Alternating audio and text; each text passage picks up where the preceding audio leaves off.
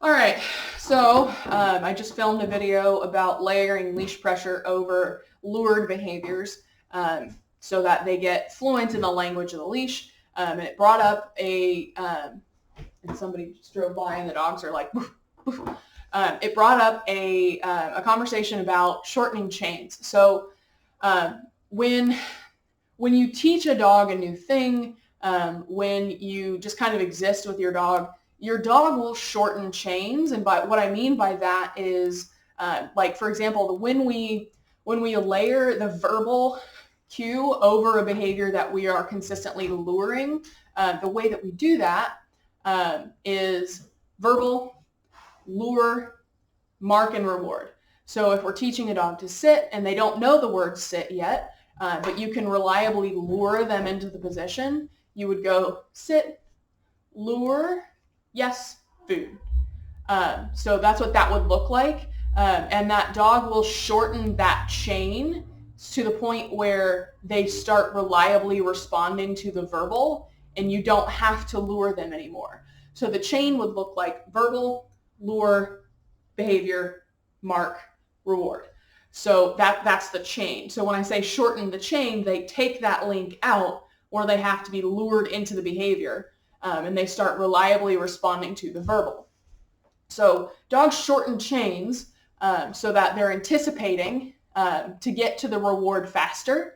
Because if they start to realize, oh, if I respond to the verbal, I can get the reward faster, they will start reliably responding to the verbal because the verbal will take on, the cue will take on the meaning of the lured behavior that you're consistently doing, which is fascinating because this is the same reason that if a wolf or a dog or whatever is chasing a rabbit and the rabbit banks a corner, the dog or the wolf is not going to follow that same path.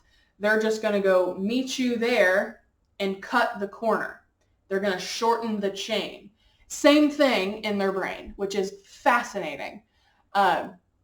So it's the same reason that your dog gets, like, not your dog, but a dog gets excited when their owner's car pulls in, like turns onto your street.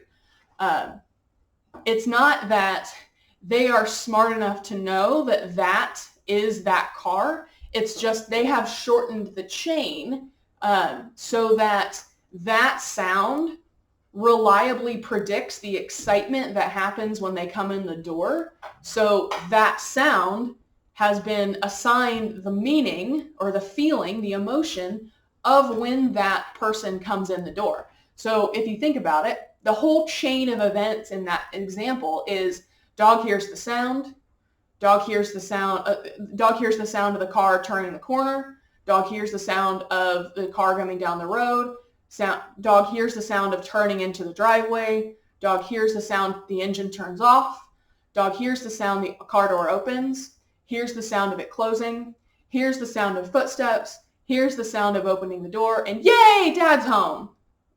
So that's the chain, right? So if you think about it, they are going to shorten that chain with enough repetitions and with enough successful repetitions where the first signal that they hear in that chain is going to take on the meaning of all of those links and where that ends up.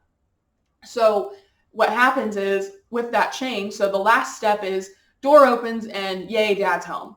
So that's going to get shortened to that feeling, that emotion is going to be take the place of footsteps. So that is equivalent now. And that footsteps is going to take the meaning of or be equivalent to the door closing. The door closing is going to be equivalent to the door opening. The door opening is going to be equivalent to pulling in the driveway, which is going to be equivalent to driving down the street, which is going to be equivalent to turning the corner. So it just backs itself down the chain where the first step in the chain is going to take on the meaning of the last step in the chain because of that predatory brain where they cut the corner and say, I'll meet you there, which is fascinating. I think it's fascinating. You guys can tell me to go pound sand. That's cool. So this is also why, I probably should have started with this example, but this is also why dogs will get really amped up when you start to like put your coat on or grab the leash or start to get ready in the morning, because that whole chain of events, the first step in that chain, the first link in that chain is going to be equivalent to the last step in that chain, which is if it's a dog that has separation anxiety, you picking up your keys, if that's the first link in that chain, is going to move down the chain in that dog's brain to be equivalent to you're leaving. So if the way that you would address that is you break that chain. So not every time you pick up the keys, you leave, you pick up the keys and set them back down and all that stuff, but I'm not going to get into that.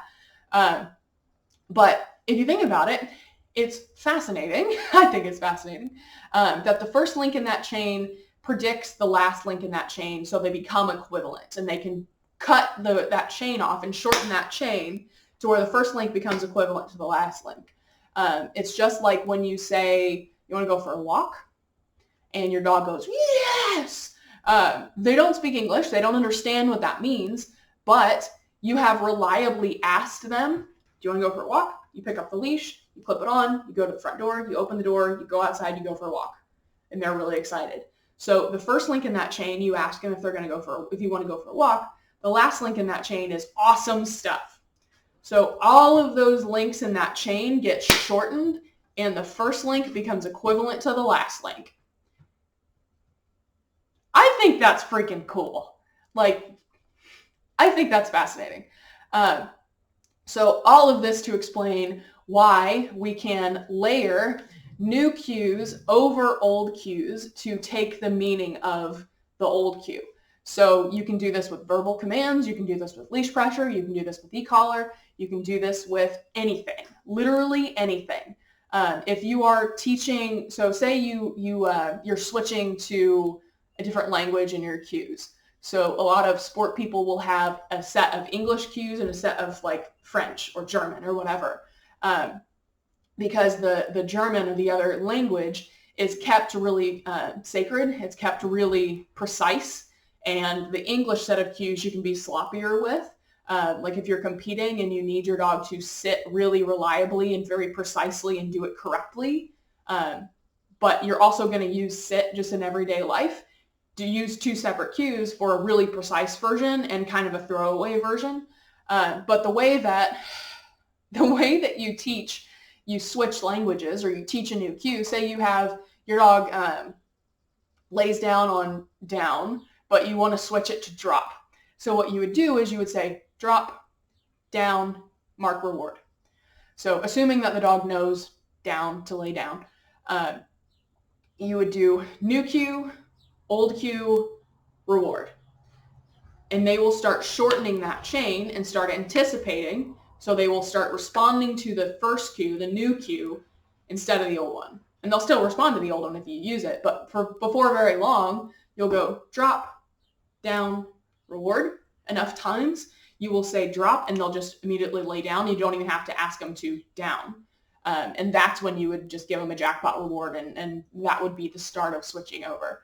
But yeah, super fascinating. I think it's fascinating. You guys can tell me to go pound sand. That's cool. I just think it's interesting. So if you have any questions or want me to talk about this anymore, let me know. I would gladly do that. I love to just geek out about this stuff. So questions, let me know.